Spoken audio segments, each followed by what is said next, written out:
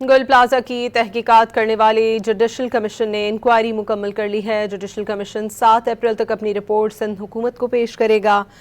Judicial commission نے secretary قانون کو 7 اپریل کو طلب کر لیا ہے۔ مزید بات کریں گے ڈان نیوز کے نمائندے شفیع بلوچ سے۔ شفیع، آگاہ کیجیے گا۔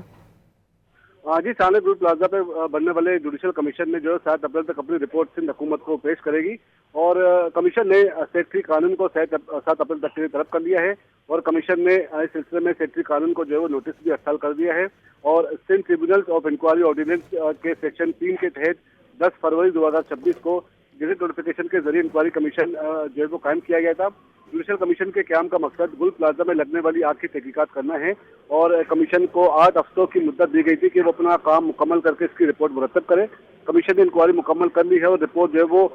بالکل مرتب کر لی گئی ہے، اور جس کو سبمٹ کرنا یا ارسال کرنا باقی ہے۔ رپورٹ میں تمام ریکارڈ کو باقاعدہ سیل شدہ حالت میں حکومت سندھ کے حوالے کیا جائے گا۔ رپورٹ کو عوام کے سامنے جو ہے وہ لانے کا اختیار بھی سندھ حکومت کے پاس ہے، اور اس حوالے سے جو ہے وہ اب فیصلہ ہونا باقی ہے کہ آیا اس رپورٹ کو پبلک کیا جائے گا یا نہیں۔ تاہم اس سلسلے میں کمیشن نے جو ہے وہ تمام اسٹیک ہولڈرز اور تمام متاثرین کے بیان جو ہے وہ قلمبند کیے ہیں، اور اس حوالے سے جو ہے وہ اس کی رپورٹ جو ہے مرتب کر لی گئی ہے۔ جی ٹھیک ہے، یہ بھی بتائیے گا کیا ذمہ دار افراد کی نشاندہی کی گئی ہے رپورٹ میں، اور رپورٹ پیش ہونے کے بعد حکومت کی جانب سے کیا کارروائی ایکسپیکٹڈ ہے؟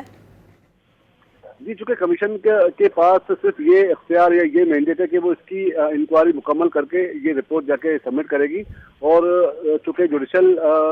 کمیشن ہے اور اس کا کام صرف اس بات کا تعین کرنا ہے، اس بات کا جو ہے وہ پتہ لگانا ہے کہ یہ آگ کیسے لگی، کسی انسانی غفلت کی وجہ سے آگ لگی یا کوئی تخریب کاری کا نتیجہ ہے۔ تو اس حوالے سے تمام اسٹیک ہولڈرز کے جو ہے وہ بیانات ریکارڈ کرائے گئے تھے، اور تمام جو متاثرین تھے ان کے بھی بیانات ریکارڈ کرائے گئے ہیں، اور تحریری طور پر بھی تمام متعلقہ اداروں کی جانب سے بھی جو ہے وہ جواب جمع کرائے گئے تھے، اور جو اس کی فائنڈنگ ہوگی وہ رپورٹ کی صورت میں جو ہے وہ حکومت سندھ کو ارسال کی جائیں گی۔